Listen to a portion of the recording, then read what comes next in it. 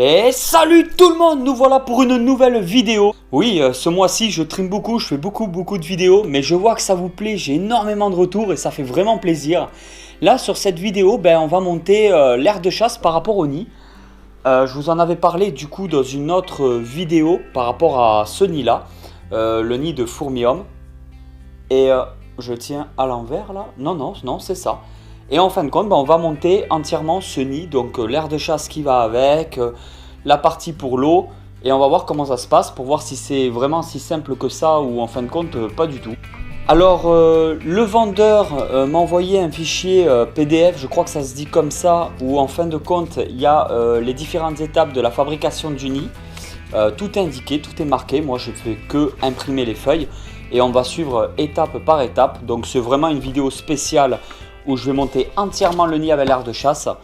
Regardez tous les points, autant négatifs que positifs, pour vous montrer un peu mon ressenti réel. Si ce nid me plaît toujours autant, ou on va voir ça ensemble.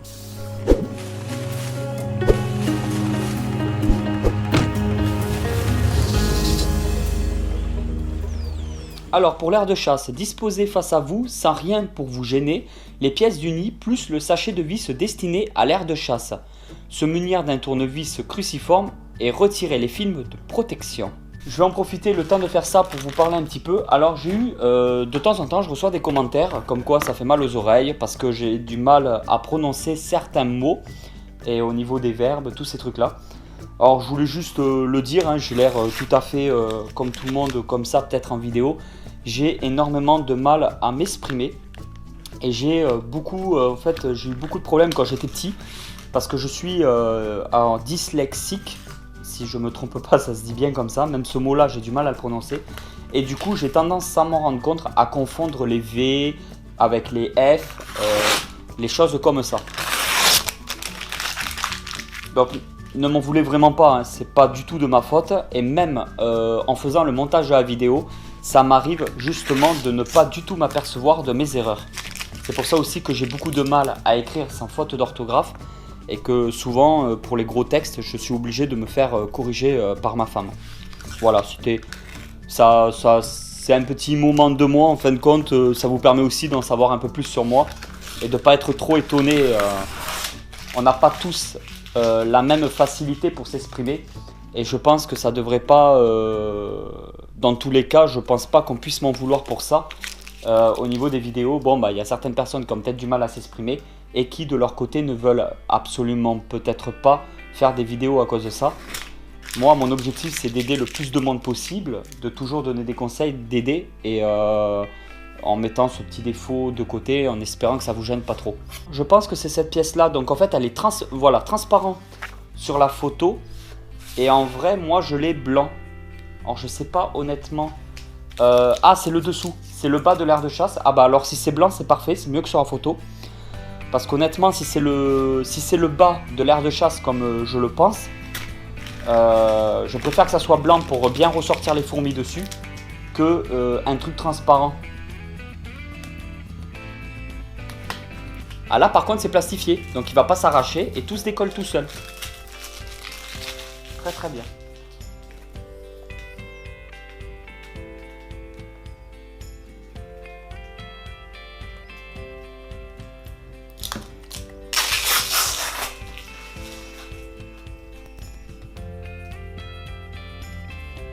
J'espère que vous allez bien le voir, là c'est marqué fourmi-homme.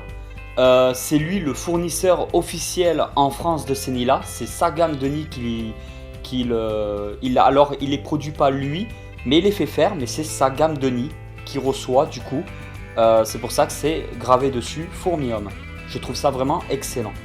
C'est-à-dire qu'actuellement ces nids là vous pouvez les retrouver que sur son site internet à lui. Là j'ai détaché du coup toutes les parties, on voit bien que la qualité du plastique est irréprochable, il y a les aérations. Les aérations ont l'air de faire moins d'1 mm, ce qui fait que je pense que ça fait tout juste passer l'air. Mais du coup, aucune espèce de fourmi ne pourrait passer sur ces aérations-là. Assembler les parties 1, 2 et 3. Alors, voyons à peu près ça. Si je ne me trompe pas, c'est cette partie-là avec la partie du bas. je découvre vraiment en même temps que vous. Alors sur la photo, pour vous donner une idée, ça s'emboîte directement comme ça. Pour l'instant, pas de bêtises, pour l'instant tout va bien. On va mettre la partie en fait quand on touche le fourmium, la partie en relief en fait, je vais la mettre côté extérieur quand même. Je sais pas trop s'il y a... Non, il n'y a pas de sens, tout est bien parallèle. Il n'y a pas de sens droite et gauche visiblement. Mais la partie quand on touche en relief, je vais la mettre quand même à l'extérieur. Et cette partie là qui est lisse de ce côté. On va faire comme ça. Si on peut. Hein. Apparemment oui, ça se passe comme ça. Alors, je pense que c'est ces parties là qu'il faut rajouter sur chaque côté. Probablement. Après, donc ici, si je ne me trompe pas, ça s'emboîte tout seul pour le moment. Ah!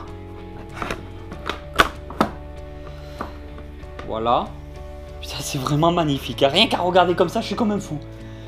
Et ensuite, la partie qui va là-bas. Oui, de temps en temps, j'ai des petites pulsions. Ça, c'est tout moi, ça. C'est pour ça que vous m'aimez. Ou pas du tout. Dans le sachet de vis destiné à la construction de l'aire de chasse, vous avez 4 équerres à placer sous le nid. Une aiguille à seringue, faites très attention à ça. Moi, je déconseille fortement les enfants de toucher ce genre de choses sans l'accord d'un parent responsable. Bon, ça doit être la partie couvercle de l'aire de chasse, on verra plus tard. Alors là, nous avons des petites équerres. Même sur ces parties-là, il y a un film de protection.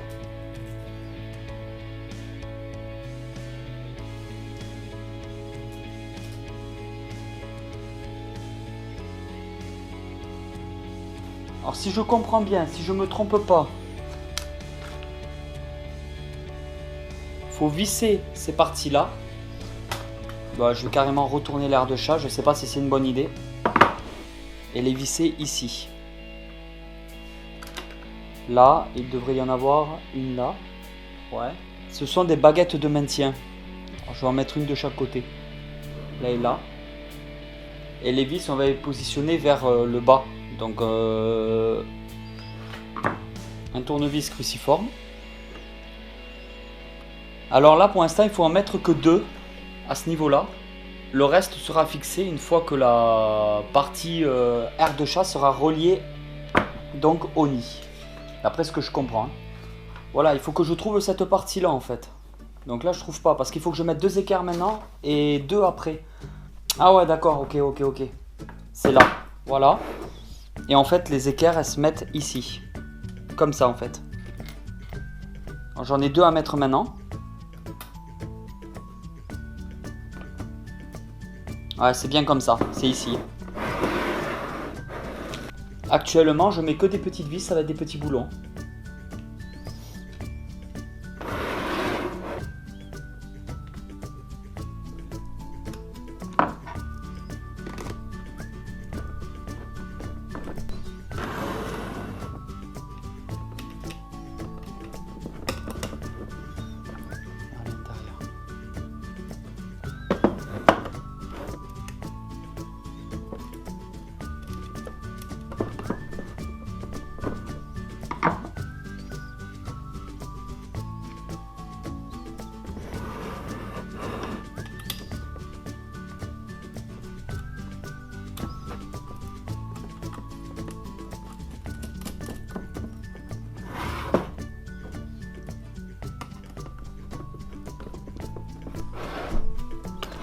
Faites très attention que le trou de la galerie aille bien par rapport au trou de l'aire de chasse.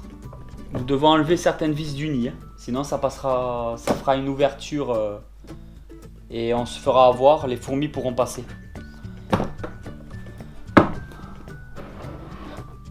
Alors ça c'est pas précisé mais je dois enlever les vis du bas du nid. Ces 3 vis là je dois les enlever obligatoirement.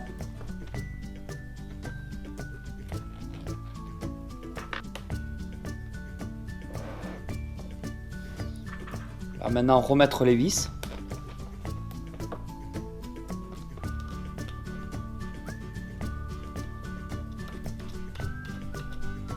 Il faut vraiment mettre des longues vis hein, quand c'est comme ça.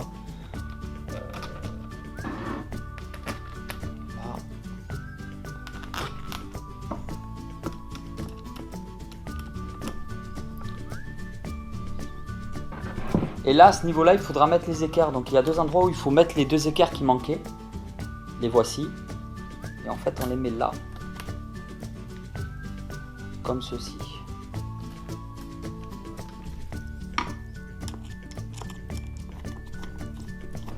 Il faut vraiment avoir des doigts de fer. Du coup, on en est là. On doit faire la fabrication, en fait, la partie humidification du nid. Donc il y a tout un système et on va voir ça ensemble. Alors maintenant, on prend cette partie-là. On y met les 3 grosses vis apparemment dans ce sens-là.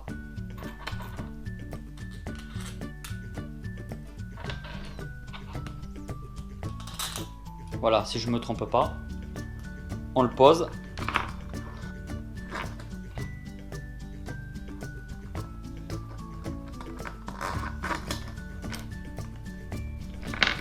Voilà.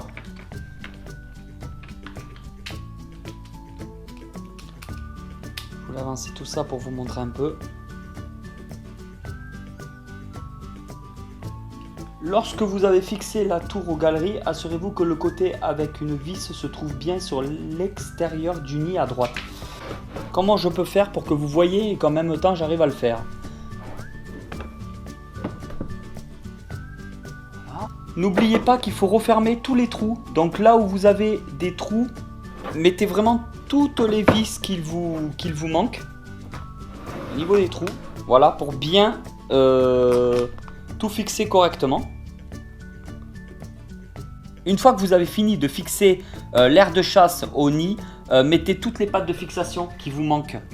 Voilà, elles sont comme ça, vous les mettez là et du coup plus rien ne devrait bouger.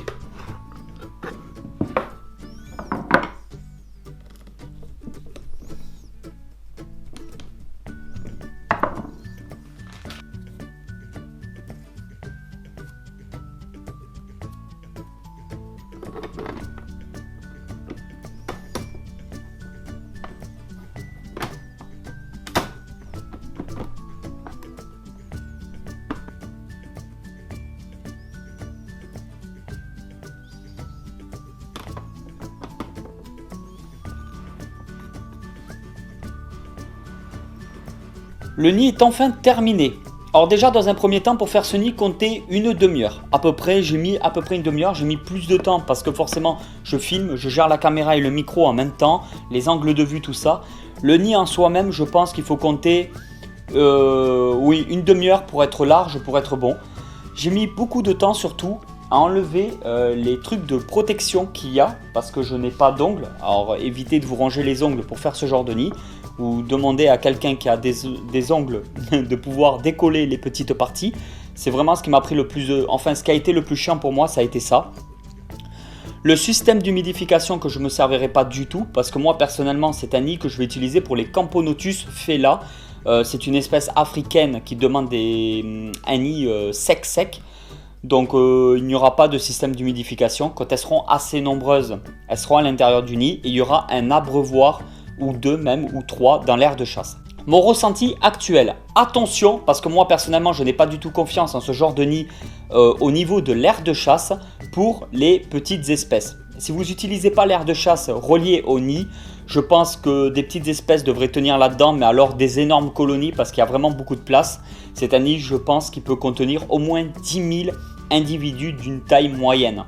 Au sujet de l'aire de chasse, il y a un peu de jeu à certains endroits. Sur les côtés, ce qui fait que comme je vous l'ai dit, les toutes petites espèces comme les Liasus, comme les Fédoles, tout ça, à éviter absolument. Sinon, vous pouvez toujours mettre un joint silicone à l'extérieur dans les angles. Ça, c'est possible parce que l'angle, il ressort bien. Donc, vous pouvez faire un joint silicone pour aquarium transparent. Ça fera esthétique, ça fera pas moche. À l'extérieur, à ce niveau-là, ce qui enlèvera le jeu et qui fera une étanchéité sur les côtés, ce qui vous permettra d'éviter les fuites de vos chairs protégées. Vous pouvez le faire aussi du coup à ce niveau-là, donc jointer les côtés pour être sûr. Vous pouvez toujours faire, comme certains ont fait aussi, une semelle de plâtre à l'intérieur de l'aire de chasse afin d'y coller de la déco, des petites pierres, faire quelque chose de très esthétique. D'ailleurs, je risque vraiment de le faire, je vais voir. Honnêtement, je vais voir. Parce que forcément, à partir du moment qu'on met une semelle de plâtre, à partir du moment qu'on met de la déco, l'entretien sera plus difficile que s'il n'y avait rien du tout. Mais c'est beaucoup plus joli, c'est une question esthétique en fait. Le système d'humidification, moi personnellement, je ne vais pas m'en servir. Alors, je ne pourrais pas vous dire dans les vidéos si vraiment il est fiable ou pas. Je pense que oui quand même. Parce qu'en fait, c'est une micro-grille tout le long qu'il y a. Donc, les fourmis peuvent directement aller au niveau de l'eau sans que cela puisse causer la moindre noyade ou quoi que ce soit. La mousse PEVA, c'est vraiment une mousse au top là-dessus, puisqu'elle n'est pas vraiment putrescible, comme par exemple le coton. Ensuite, il y a toujours moyen de démonter le nid dans quelques années, le renettoyer entièrement et s'en resservir pour une nouvelle espèce, par exemple. Donc le nid n'est pas définitif. Vous pouvez très bien le nettoyer au bout de quelques années et changer par exemple la mousse PVA. Donc ce côté-là, j'aime beaucoup. Ensuite, donc au niveau des raccords, vous avez deux endroits bouchés, que j'ai bouchés, mais vous pouvez mettre du coup le petit bouchon, vous l'avez fourni avec le nid, mais vous pouvez très bien mettre, mettons, des tubes et raccorder à d'autres aires de chasse. Cette aire de chasse là, comme je vous l'ai dit, n'est pas obligatoire. Vous pouvez utiliser ce nid et le raccorder à une autre aire de chasse à vous, mais par contre il est vendu avec le nid.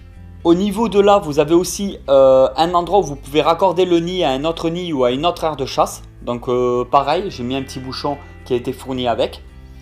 Bon, le nid vraiment tip top, très esthétique, magnifique. Il n'y a pas vraiment d'odeur. Hein. Non, une petite odeur légère de plastique, ce qui est tout à fait normal. Comme je vous l'ai dit, le principal défaut, le seul que je trouve actuellement, c'est vraiment au niveau de l'aire de chasse. Alors vers le bas, ça va, mais il y a quand même du jeu. Il y a du jeu, ça c'est sûr, un peu partout. On va dire qu'il y a 1 mm d'ouverture.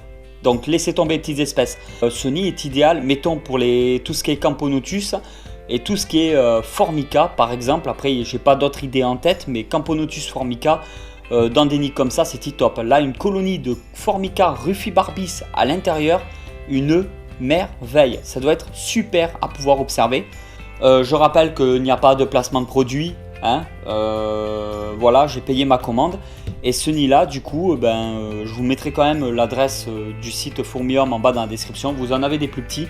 Celui-là, je crois que c'est vraiment le plus gros de la gamme. Hein. Oui, j'ai pris le XXL ou un truc comme ça. C'était vraiment le plus gros parce que toujours pareil, je vois tout le temps les idées en grand. Je veux toujours plus grand, plus gros. Et moi, ça me convient tout à fait. Comme je l'avais dit déjà plusieurs fois dans la vidéo où j'avais fait l'ouverture du colis, comme vous voyez, il y a des trappes en fait. Ce qui fait que vous pouvez mettre une jeune fondation d'une vingtaine d'ouvrières en bas. Et une fois que tout en bas ça est saturé, hop, vous ouvrez, elles rentreront dans le deuxième étage. Quand vous voyez que ça commence à devenir saturé, hop, vous ouvrez les trappes. Et comme ça, vous avez en tout 4 trappes, donc 4 zones bien différentes. Ce qui fait que vous n'avez pas besoin de procéder à un déménagement à un moment donné, à moins que vous avez une colonie de plus de 10 000 ouvrières. Sinon, je pense franchement que là-dedans, c'est nickel. Vous pouvez mettre des Messor Barbarus, des Messor Structor, un peu de tout, voilà. Tout ce qui est Messor, Formica, Camponotus, il n'y a pas de problème dans ce genre de nid. Privilégiez vraiment les grosses espèces. Et voilà tout le monde, merci énormément d'avoir visionné cette vidéo jusqu'au bout ou d'avoir au moins zappé jusqu'à ce moment-là de la vidéo. Moi je vous dis à très vite pour une nouvelle vidéo sur la chaîne YouTube Snack Reptile. Allez tout le monde, ciao ciao.